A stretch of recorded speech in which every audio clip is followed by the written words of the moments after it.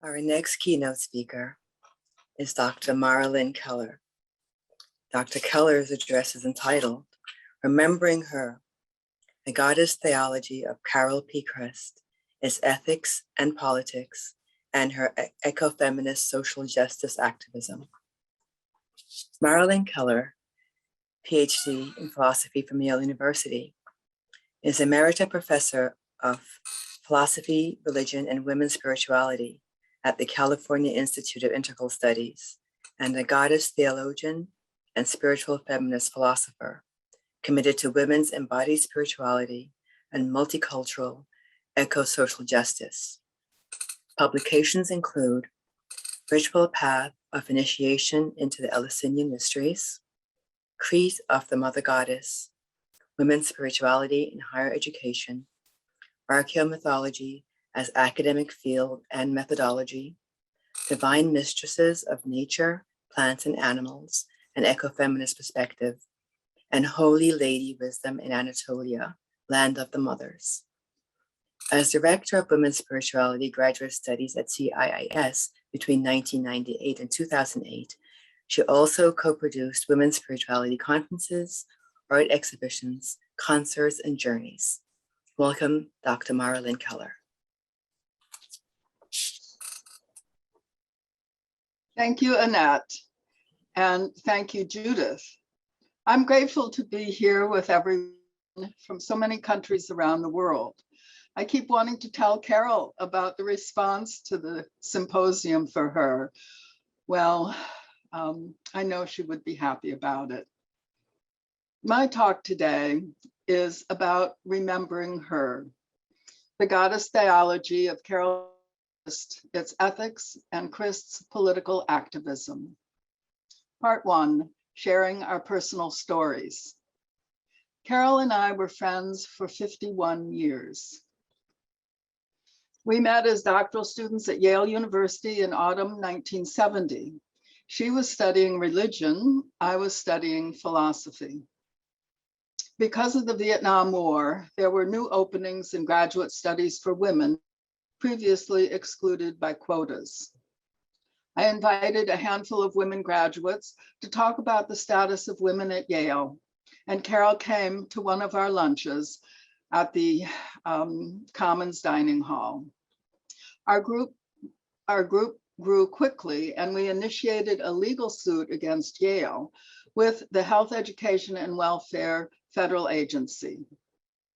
We did not win that campaign, but we created important friendships while learning to organize for women's inclusion in higher education and a more just working place for all. Throughout her academic career, writing and creation of goddess pilgrimages to Crete, women's experiences were the cauldron and prism by which Carol came to understand herself, the larger world, and women's creative possibilities. Sharing our stories bonded us with a common purpose: to engage the broader social struggles against sexist and racist discrimination, abuse, and violence of all kinds. This guided our contributions to the forging of women's studies programs by second-wave feminists in colleges and universities across the United States. At Yale, Carol pursued her interest in theology, writing a dissertation on the post-Holocaust theology of Elie Wiesel, who questioned how Jews could find a relationship with God after suffering so much for their beliefs during World War II. Judith Plaskow and Naomi Goldenberg, who became two of Carol's closest friends at Yale, shared her interest in theology, and they shared the daunting effort to succeed in a culture that did not take women's minds seriously. Carol joined the American Academy of Religion, and in 1971 became the founder and co-chair of the Women's Caucus in Religious Studies at the American Academy of Religion. After graduating in 1972, while teaching at Columbia University and living in New York City, Carol experienced her own anger at God, who, as she had been taught in her studies at Yale, who had punished women, had not created women as equal to men, and had not created women in his image, but made women secondary and subordinate to men. From within her anger, she heard a voice that said, "In God, there is a woman who looks like you." Carol moved to California for the first tenure-track position in women's studies at San Jose State University in 1977. The same year, I began teaching at San Francisco State University in philosophy and women's studies. With Spirit Sister Karen Voss, we created a multimedia slideshow named Genesis Genocide, Women for Peace, to project a pro-peace, anti-nuclear war, and feminist message. It concluded with Nina Simone's song. Perhaps you remember it. "There's a new world coming. It's just around the bend. There's a new world coming. This one's coming to an end. There's a new world coming, coming in peace, coming in love, coming in peace, coming in love, coming in joy." Carol and I each moved to Berkeley, where we joined a feminist community overflowing with creative ferment. We met other outspoken women, including Charlene Spretnak and women's spirituality was new to us, and we were creating it as we went along, supporting one another in this transgressive yet generous work in the world. One of my most cherished experiences of friendship with Carol comes from the time when my mother, Mary, died in 1982. My mother was a devout Christian, and my sister Karen arranged a good Christian service at their church in Virginia, which I deeply appreciated. But I felt that the love of the mother for her daughter and of the daughter for her mother had not been held within these services, where all prayers were directed to the Holy Father and Holy Son. When I returned to Berkeley, Carol and I created a memorial service for my mother, Mary, and me, that honored our mother-daughter love. At my home, Carol surprised me by inviting me to lie down in the center of our ritual circle for a laying on of hands. I felt profoundly comforted by the circle of women's loving hands and spirits. Years later, I again found healing in Carol's presence after my bout with breast cancer, when I visited her in Molivos, Greece in 2014. We went swimming every day, enjoyed good conversations and delicious healthy meals, our dynamic friendship, and the beauty of her home and garden. Part 2, Goddess Theology. In 1978, Carol delivered the groundbreaking keynote address for the conference about the goddess reemerging for the University of California at Santa Cruz, California. In her now classic speech, which she wrote with some trepidation and the encouragement of Naomi Goldenberg about why women need a goddess, Carol asserts that goddess is important for women as a fourfold symbol of women's empowerment. Goddess affirms and legitimates female power as beneficent. 2, goddess affirms the female body and its life cycles. 3, goddess affirms women's will. And 4, goddess affirms women's bonds with one another and a positive women's heritage. In 1979, gathering the enthusiasm of the blossoming women's spirituality movement, Carol and Judith Plaskow co-edited the Germinal anthology, Woman's Spirit Rising, a feminist reader of religion. It shaped the discussion on women and religion for decades to come. The primacy of women's experience was foundational in Carol's second book, Diving Deep and Surfacing, Women and Spiritual Quest, published in 1980. It explored the vital role of women telling our own stories as central actors, and not only as peripheral to the life stories enacted by men. In the feminist literature of Kate Chopin, Margaret Atwood, Doris Lessing, Adrienne Rich, and Endazaki Shange, Carol found 4 stages of women's self-recovery from disappointment and despair. This unfolding process began with each woman's experience of nothingness, her loss of self. Second, each came to an awakening, to the recognition of powers greater than herself, often found in nature. The third stage brought insights to provide meaning in her own life. Fourth, each woman was able to come to a new naming, to describe and define life in her own terms. For a woman's transformation towards wholeness, Carol wrote, her personal spiritual quest needs to join the quest for social justice.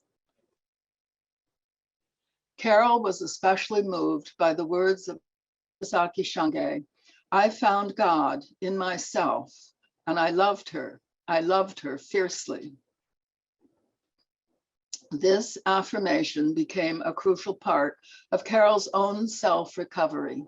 The God in herself, whom she loved fiercely, Carol boldly named Goddess. At San Jose State University, Carol had met political science professor Ellen Part, who became a transformative catalyst in the trajectory of Carol's life and mine as well. Ellen invited us to join her new project, the Aegean Women's Studies Institute. In 1981, our group of 60 women visited Athens and then Eleusis, where we created a ritual to honor our mothers, daughters, and grandmothers at the sacred site of Demeter's Eleusinian mysteries.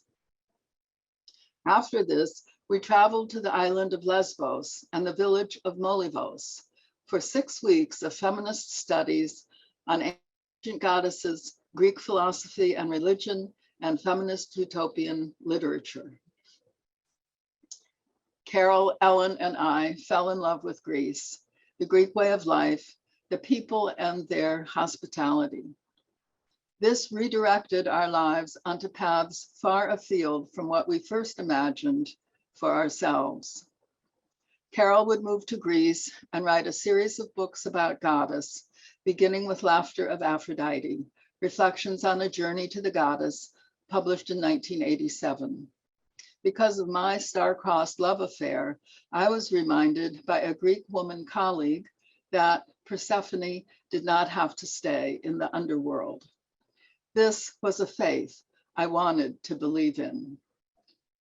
The Eleusinian mysteries of the mother and daughter goddesses of Greece became the foundation of my own spiritual path and the primary focus of my research and writing.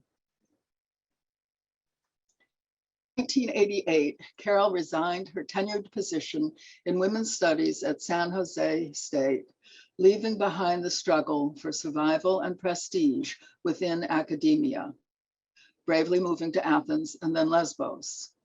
While at Yale, Carol had wanted to be a theologian, but when she started to write Goddess Theology, she realized she would never find a tenured position to pursue that subject. This was a major reason she decided to move to Greece, she wrote, in Goddess and God in the World, co-authored with Judith Plaskow. The challenges of transplanting herself to another culture were often frustrating. Sometimes, Carol told us, she became depressed and disheartened, yet her indomitable will always pulled her through. I feel I helped her move forward at one of these difficult times when I invited her to participate in one of the panels I arranged for the International Minoan Celebration of Partnership in Crete, organized by Rian Eisler and Margarita Papandreou in 1991. Afterwards, Carol and I explored 2 caves in Crete, Carol took us to the Skotino Cave of Darkness. I introduced us to the cave of Eileithia, goddess of childbirth. She writes about this in Odyssey with the Goddess, a Spiritual Quest in Crete in 1995. Also in 1995, Carol founded the Ariadne Institute for the Study of Myth and Ritual. She began inviting women to enjoy 2 weeks touring the goddess culture of ancient Crete. She gave lectures and shared rituals on sacred sites in the mountains, sea, caves, and temple courtyards. I am sure the vitality, beauty, brilliant light, and still present evidence of a goddess worshiping culture in Greece had a generative influence on Carol's life and her courage to tell the truth of her experience. In 1996, Carol published Rebirth of the Goddess, Finding Meaning in Feminist Spirituality. She explored the evidence for goddess-centered cultures in Neolithic and Bronze Age Europe in the works of classicist Jane Ellen Harrison and archaeologist Maria Gimbutas, among others. Then she addressed the resistance in our culture to acknowledging goddess as a personal and cultural power because of established mental habits regarding time, text, and God. She argued that the Christian dating system that starts with the birth of Jesus casts all previous history as backward.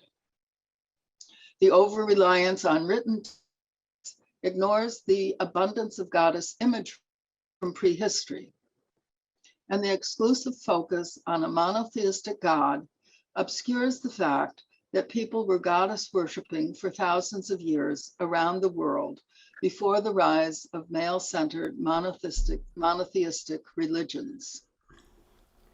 Carol created a systematic theology about goddess, women, nature, and ethics.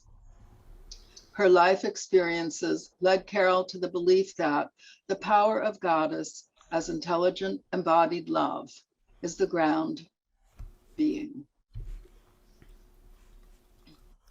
Part 3, Ethics of Carol Christ's Goddess Theology, 9 Touchstones. In Rebirth of the Goddess, Carol writes that a goddess mythology for our own day provides a companion ethos or social way of life. Thoughtfully, Carol created 9 touchstones for living a good life. 1, nurture life. 2, walk in love and beauty. 3, trust the knowledge that through the body. 4, speak the truth about conflict, pain, and suffering. 5, take only what you need. 6, think about the consequences of your actions for 7 generations. 7, approach the life with great restraint. 8, practice great generosity.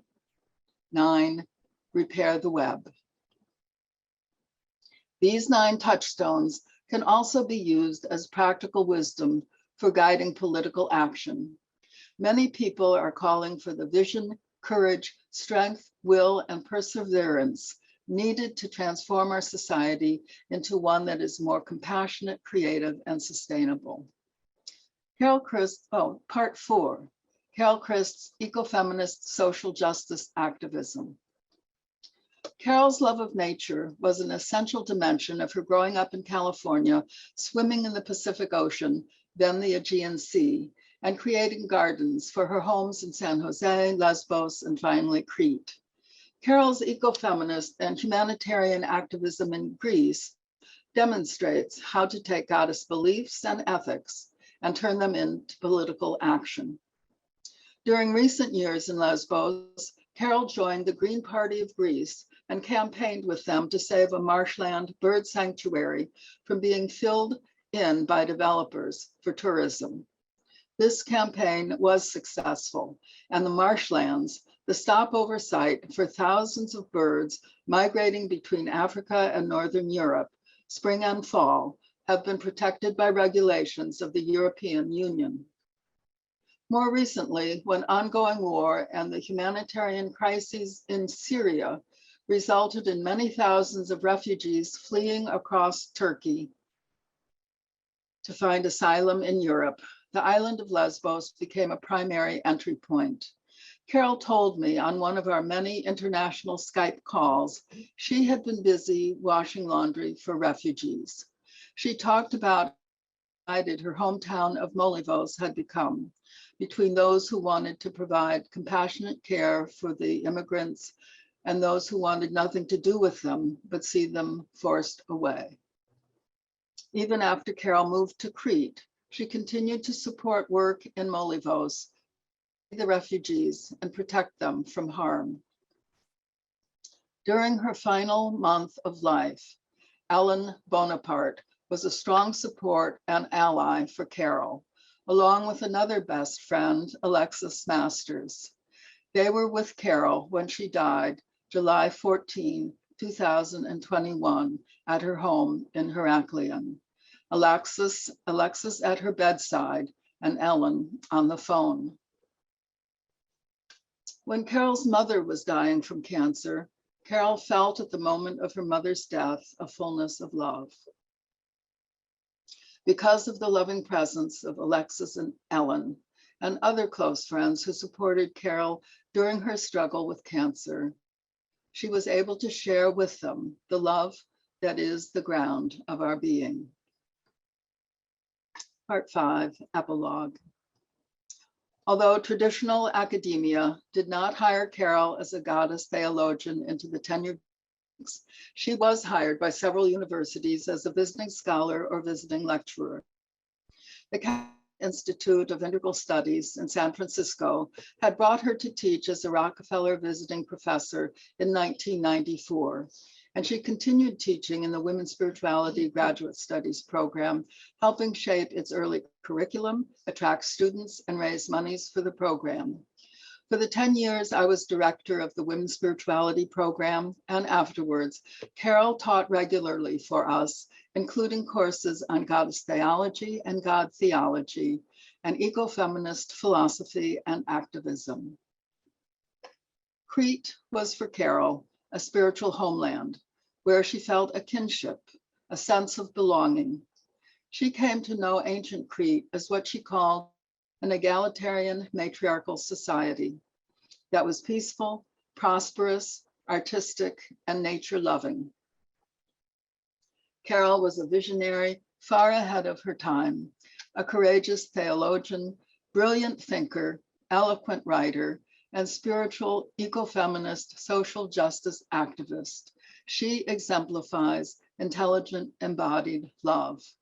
She inspires us also to manifest intelligent embodied love, ethically and politically, in our lives and our communities. We remember her.